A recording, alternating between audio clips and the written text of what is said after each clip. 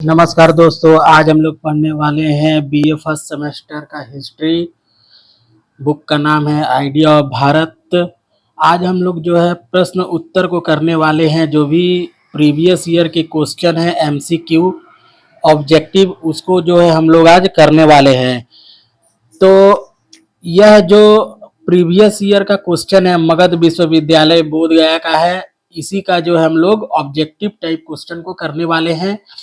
Total जो प्रश्नों की संख्या है वो 10 है और जो प्रत्येक प्रश्न का अंक है वो 2 है, यानी कि 2 गुना में 10 यानी 20 अंक का ऑब्जेक्टिव पूछा जाता है। और ये आपके एग्जाम के लिए काफी महत्वपूर्ण है।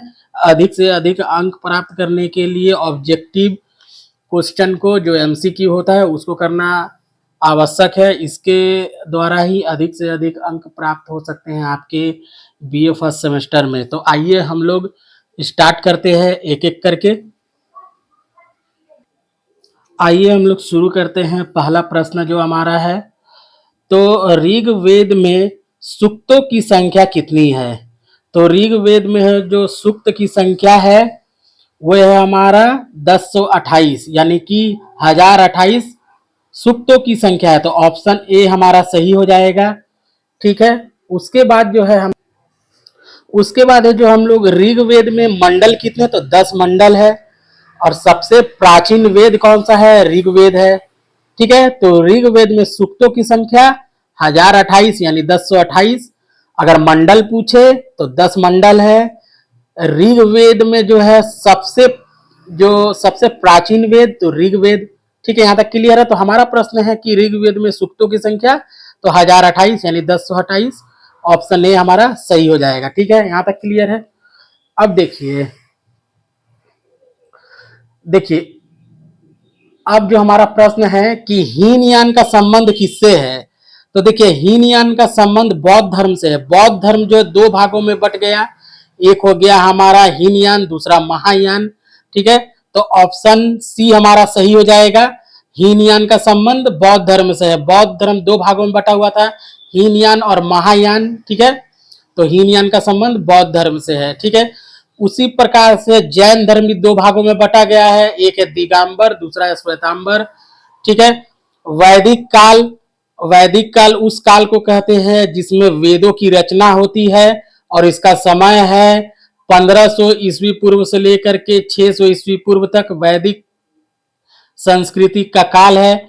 और वैदिक काल जो 2 भागों में बटा हुआ था, एक है पूर्व वैदिक काल, दूसरा उत्तर वैदिक काल। ठीक है, उसके बाद देखिए सैंधव संस्कृति यानी कि सिंधु घाटी सभ्यता के बारे में बताया जा रहा है। ठीक है, सिंधु घाटी सभ्यता एक जो है शहरी सभ्यता थी।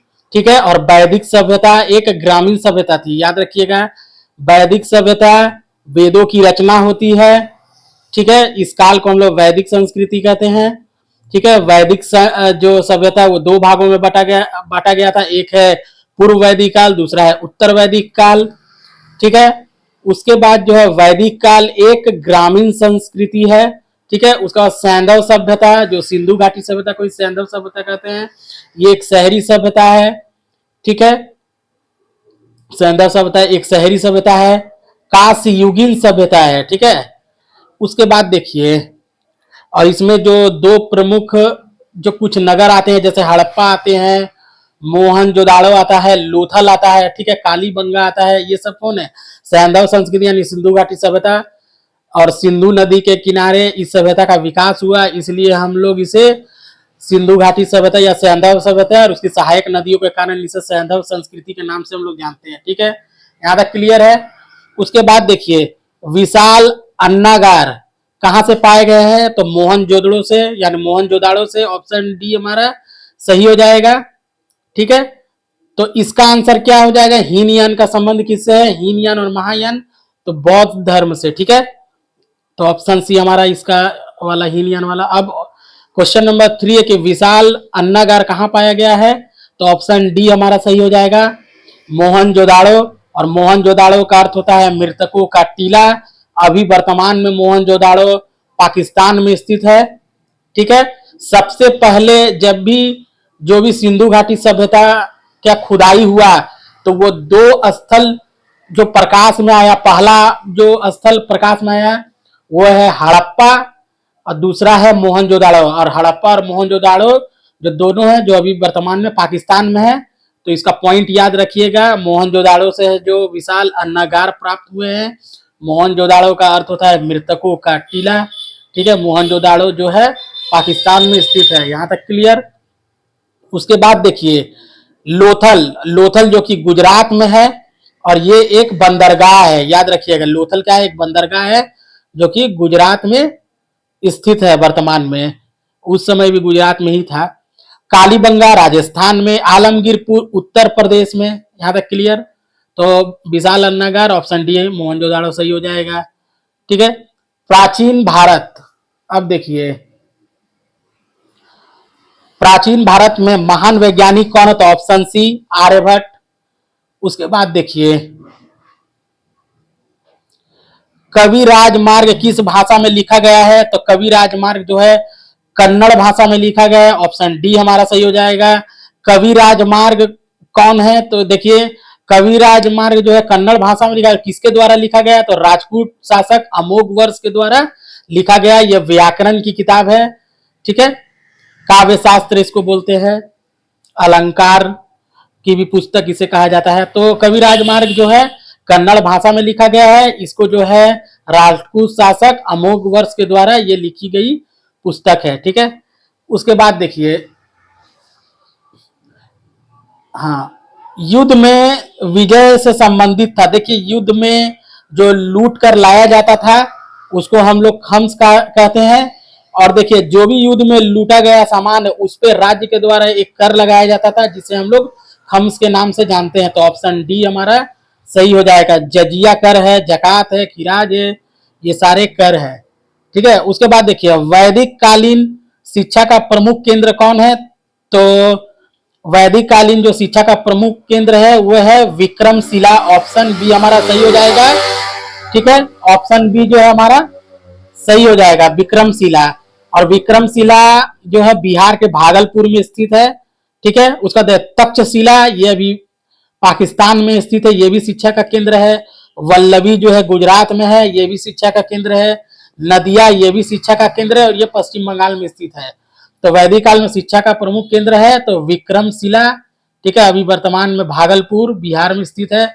तक्षशिला पाकिस्तान में स्थित है, वल्लभी गुजरात, नदिया पश्चिम बंगाल। यहां तक क्लियर है। उसके बाद देखिए जैन धर्म के प्रथम सभा किस सम्राट के शासनकाल में हुई थी? तो जैन धर्म का प्रथम सभा जो है चंद्रगुप्त मौर्य के समय में हुआ था। ठीक है, चंद्रगुप्त मौर्य के समय में हुआ था। यहां तक क्लियर है। बिंदुसार कौन है? तो चंद्रगुप्त मौर्य का पुत्र है। ठीक है। अशोक कौन है? तो बिंदुसार का पुत्र है। और यहां सवाल पूछा जाता है कि अशोक और चंद्रगुप्त मौर्य में क्या संबंध है? तो अशोक का दादाजी का नाम है चंद्रगुप्त मौर्य, यानी अशोक जो है पौत्र है, यानी कि पोता है किसका? चंद्रगुप्त मौर्य का।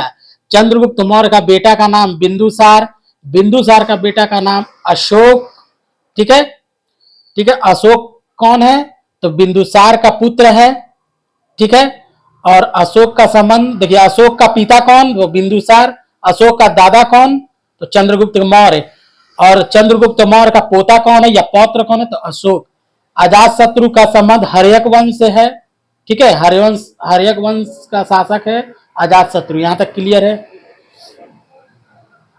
उसके बाद देखिए बौद्ध काल में शिक्षा प्रदान की जाती थी कहां पे? तो बिहार में, मठों तथा बिहार में। ठीक है, ऑप्शन सी। और बिहार मतलब जहां साधु वगैरह रहता है उसे हम लोग बिहार के नाम से कहते हैं। और वर्तमान में जो बिहार स्टेट है या राज्य है इसी के नाम पर हमारा बिहार पड़ा। ठीक है। उसके बाद देखिए मेगास्थनीज किसके शासन काल में जो है भारत आया था? तो ऑप्शन ए हमारा सही हो जाएगा, चंद्रगुप्त मौर्य के समय में। और मेगास्थनीज जो है सेल्यूकस निकेटर का राजदूत था। मेगास्थनीज ने इंडिका नामक पुस्तक लिखी। ठीक है। उसके बाद देखिए कनिष्क जो है कुषाण वंश का शासक है। कनिष्क कौन है? कुषाण वंश का शासक है। अशोक जो है मौर्य वंश का शासक है। बिंदुसार भी मौर्य वंश का शासक है। ठीक है। और ये अशोक किसका पुत्र है? तो बिंदुसार का। बिंदुसार का पुत्र का नाम अशोक, और बिंदुसार का पिता का नाम कौन है? तो चंद्रगुप्त मौर्य। अशोक का दादाजी का नाम चंद्रगुप्त मौर्य। ठीक है, चंद्रगुप्त मौर्य का जो पौत्र है यानी पोता, वो कौन है? तो अशोक। याद रखिएगा।